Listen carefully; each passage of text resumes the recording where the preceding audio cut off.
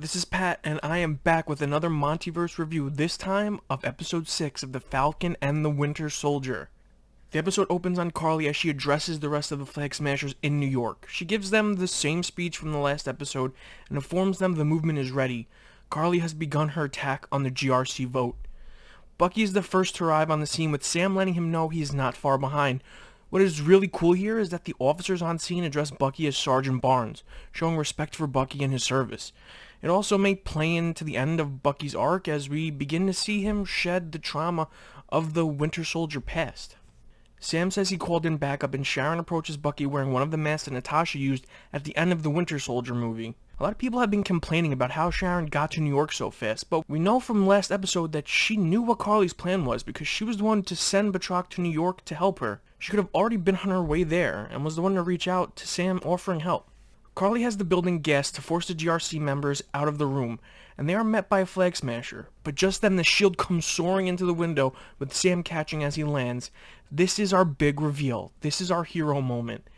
This is our new Captain America. Sam's new suit is beautiful. There are so many things I absolutely love about it. Everything from the design to the color to all the cool new gadgets. This suit is bright in the best way possible. One of the things that annoyed me as the movies went on was how dark Cap's costume got. The colors continue to become more muted, but you can argue that the colors became darker as the world around Steve Rogers began to become darker. Sam's suit, in contrast, is bright and vibrant. There is so much emphasis on him being a black man wearing the stars and stripes, and his suit is the perfect balance of red, white, and blue. The inclusion of mainly white in the suit makes Sam stand out even more, and it's almost like he is a beacon of light, especially during this episode that takes place predominantly at night. Sam takes no time in letting people know who he is. I'm sorry, wait, who are you? Captain America. And we even get a little callback to the joke from episode 1 as the man says, "I thought Captain America was on the moon." We never do find out what happened to Old Man Steve in this episode, but I wouldn't be surprised if he actually is in space. Another thing this episode does extremely well is how smart and capable Sam is. He arrives on the scene and immediately realizes what Carly is trying to do, and he attempts to take charge of the situation. However, before he can, he is attacked by Batroc, and they have a fight, as Batroc has a score to settle with Sam.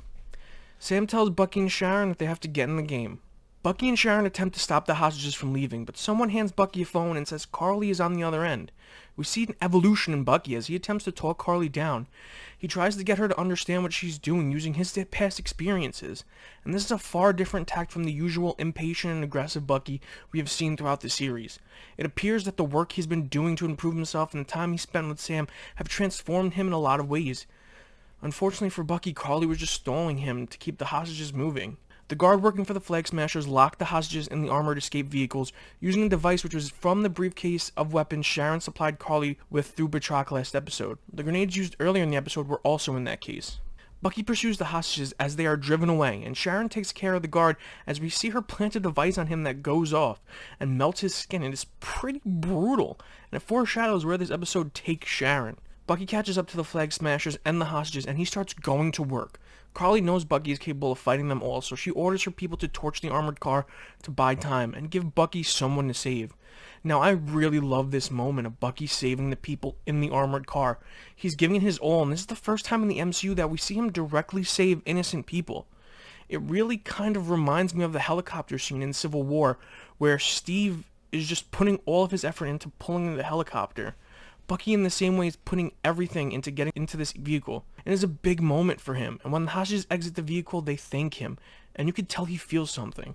John Walker appears on the scene and he wants vengeance. He calls to Carly and she apologizes.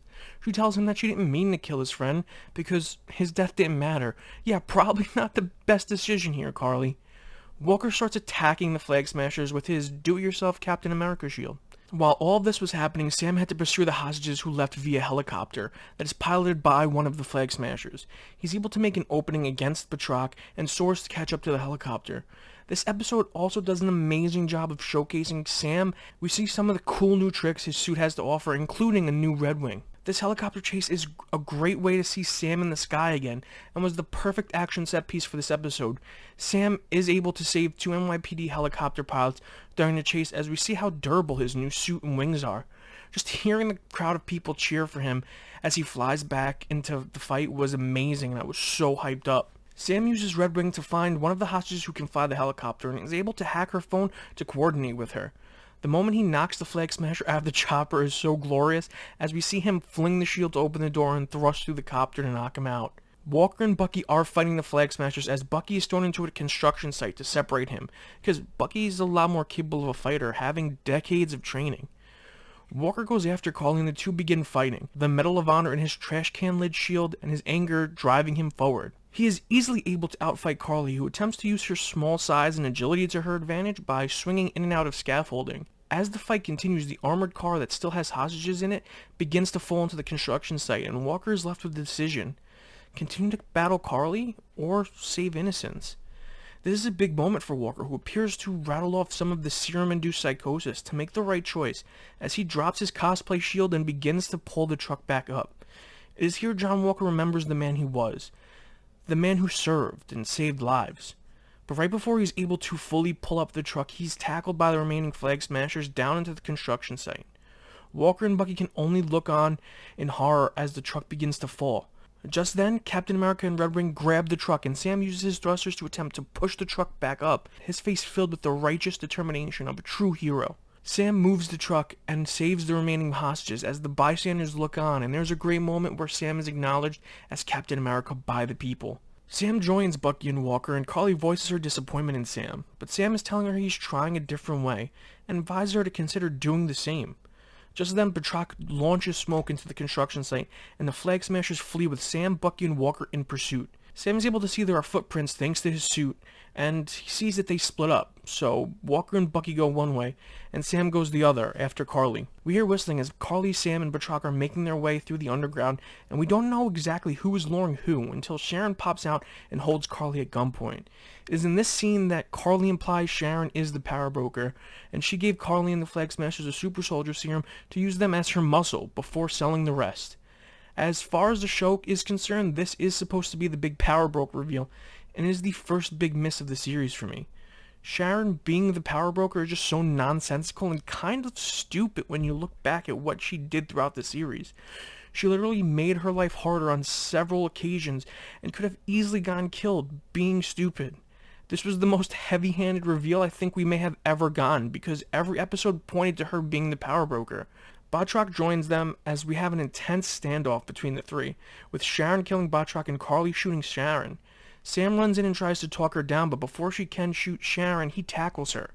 Carly starts to attack Sam, screaming for him to fight back, and he refuses. We see him using defensive and evasive maneuvers that he was practicing in the last episode, and I just love Sam's approach here.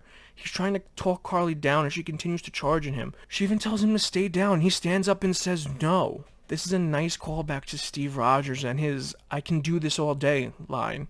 And I'm glad Sam didn't actually say it, because they should make Sam his own Captain America, and that line very much belonged to Steve. Carly is able to knock the shield away from Sam and has him at gunpoint, and even though I'm 100% positive Sam could have gotten out of this gave Sharon the perfect opportunity to shoot Carly, fatally injuring her as she dies in Sam's arms, whispering that she is sorry as she fades. I really hate that they killed off Carly, as I feel like her character had a lot of potential for the future, but her death was important for what comes next in the episode. Sam carries her outside and we see him descend from above like an angel, with Carly having died a martyr to her cause. This is by far my favorite shot of the entire series. The media starts asking Sam questions as he asks the GRC if they plan on resetting the borders, and they tell him yes. And Sam gives this beautiful, articulate, and inspiring speech with the whole world watching, as the news cameras broadcast him live. He tells the GRC to stop labeling people, stop forcing people out of countries by gunpoint, and when they try to tell him how complicated the world is after the snap, he says that that is a good thing, because now we all have a common struggle. I really don't want to break down the whole speech because it is truly a great moment and deserves to be seen, but the general theme of it is that people in power have to do better. We are all equal now, and we have to come together and take care of each other. Basically, he's saying we're one world. We're one people. It is a great moment for Sam, and it reminds me of when he asked Steve if he wrote down his speech or if it was just off the top of his head in the Winter Soldier movie. Sam learns that sometimes you just tell your truth from a place of morality, and the words will just find a way. Sam Wilson is the natural progression of the Captain America legacy. This scene was really special to me, and I love that we got to see characters like Joaquin Torres, Isaiah and Eli Bradley, and Sarah see Sam speak. I believed the words. I felt inspired, and I wanted nothing more than to get behind Sam Wilson, our new Captain America. Bucky tells Sam that he did good, and they both go to take Sharon to a hospital when a security officer asks Sam for his help picking up the last Flagsmasher. Sam, happy to help, soars across the New York sky. A true hero. We then see all of the Flagsmashers being put in a vehicle to be taken to the raft, as one of the guards whispers to them, "One world, one people," and I was so afraid we were going to get a predictable breakout scene. But to the show's credit, as soon as the car begins to drive away, it explodes, and we see in the distance it was Oznik, Zemo's butler, who killed the remaining super soldiers. Zemo hears the news on a radio in the raft and smiles, knowing his mission is now complete. Val is in the courthouse with Walker's wife, reading the news about the Flagsmasher's death, and implying that she may have had a hand in helping Zemo pull off this feat. They are waiting for Walker to come out, and he emerges in a brand new suit, his old costume, but in black. Val tells him that things are about to get weird, and when they do, they aren't going to need a Captain America. They're going to need a U.S. agent. As we see Walker and his wife celebrate after Val leaves because John is back in the game, completing John's journey from veteran to super soldier psycho to that uncle that drinks too much and quotes Lincoln at barbecues. I am actually really excited to see how this story plays out. Val's implication of the weird things to come may mean that she is aware of the secret invasion and she is putting a team together. This team is obviously going to be the Thunderbolts or the Dark Avengers, but I have to tell you, I am really excited at the possibility of this being a team of Dark Avengers.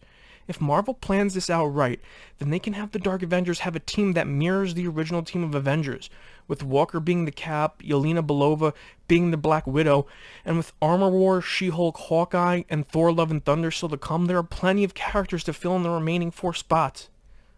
We are then with Bucky as he goes to see Mr. Nakajima, and he tells him the truth about his son. This is a very powerful scene for Bucky, as both men are extremely vulnerable and emotional in this moment. The scene then cuts to Dr. Rayner's office, and there is a gift waiting for her. It is Bucky's book, and we see that all the names are crossed off, and there is a note thanking her for her help. We then see Bucky walking past the sushi restaurant, and Mr. Nakajima is there smiling and enjoying his lunch. The weight of not knowing, of being haunted by the mystery, is gone. Sam goes to see Isaiah Bradley, and they have a talk. Isaiah tells Sam that he heard him that night, and that there is something special about him. Sam takes Isaiah to the Captain America exhibit and tells him that he has something to show him, and we see that Sam had a section put up honoring Isaiah and the men he served with, complete with a statue and plaque detailing Isaiah's story. Isaiah finally breaks down and hugs Sam, crying because his story will live on forever. His history will not be stolen. I hear a lot of people saying how Sam got that done so fast, but I think that's a pretty stupid critique because we know from the scenes with Bucky and the fact that he was able to finish his book that a nice amount of time has passed. Sam is back at home and there's a big barbecue celebration. Bucky comes bringing the ice cream cake because he's a real one, and we finally get to see these two characters have an earned moment of solace and happiness. Bucky is smiling, laughing, and generally feels at home. He found a place he belongs, with the sins of his past no longer haunting him. Sam was able to preserve his family legacy and the legacy of the Shield, and he did both his way, something he can truly hold his head high about and celebrate. The two heroes watch the sunset and get back to the party as the title card appears reading, Captain America and the Winter Soldier. It is cool because they changed a lot of things in the credits as well. Like Sam's picture, when Mackie's name comes up, is now of him in the Captain America suit, and Wyatt Russell's John Walker's title card is black and red, signifying his new role as U.S. agent. The post-credit scene is the biggest womp womp of the episode as Sharon Carter is pardoned and decides to get on the phone right outside the courthouse and telling the person on the other end to set up buyers because government secrets and advanced weapons are on the market, blah blah. Blah blah. I'm kind of hoping that this version of Sharon is a Skrull. Either that or they do something more with her to help have all of this make sense. And with that, the series is over, with the promise of seeing Sam and Bucky in action again. Overall, this series was a home run for me. It gave me everything I wanted, and I think that if you look at the miniseries as a whole, from episodes 1 to 6, it is one of the best things Marvel has ever put out. They've used the series to continue to tackle serious issues that are highly relevant today while still making it accessible to everyone. This show spoke to me as a comic book fan, as a Captain America fan, and most importantly, as a human being. The finale left me with a sense of hope and optimism. The future of the MCU is bright, and our new Captain America is here to lead us there. Let me know in the comments what some of your favorite moments from the finale are, and if you liked the video, drop a like and don't forget to subscribe. I'll see you guys in the next video.